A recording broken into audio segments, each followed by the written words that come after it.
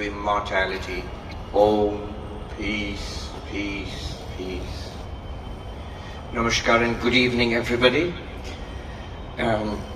Respected President of Calcutta Club, Prashanta Babu, who was indefatigable, whose endless persistence.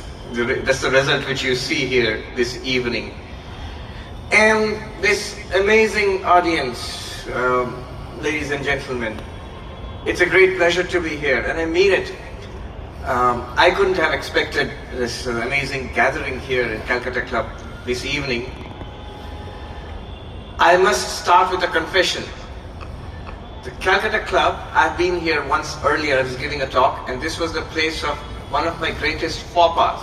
So I'll start with that. This was more than 10 or 12 years ago, and the Rotary Club invited me for a talk here at one of the rooms here in Calcutta Club. And I remember going in there. I had come early, so I was waiting for the audience to gather, and this lady, she came up to me, very gracious, very hospitable. She made me feel at home. We talked.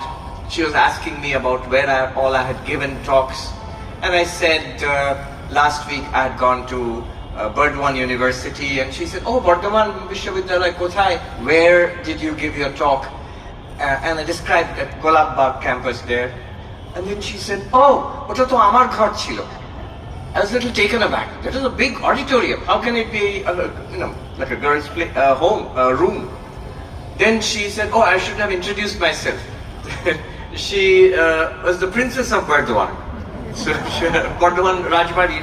So she had, her father is basically the one who had donated the Golab campus.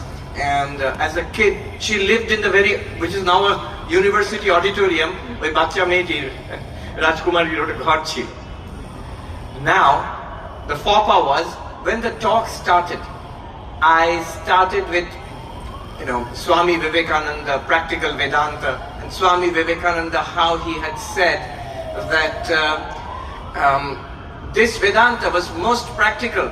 It was of interest to kings and emperors. If you go back to the Upanishads, Bhagavad Gita, Krishna, Arjuna, in the Upanishads you go back to King Janaka and others, Ajatashatru and others. So it was a philosophy which was considered to be of utmost practical use by kings and emperors, people with tremendous responsibilities, those who were extremely busy. The emperors and kings of ancient times were, they had real responsibilities. They were not like the royalty of present times, who are basically just, symbols and they don't have actual power or responsibility. Now she was sitting right there in front. Then I realized suddenly, the gentleman sitting next to her was nudging her, তোমার বিষয় বলছে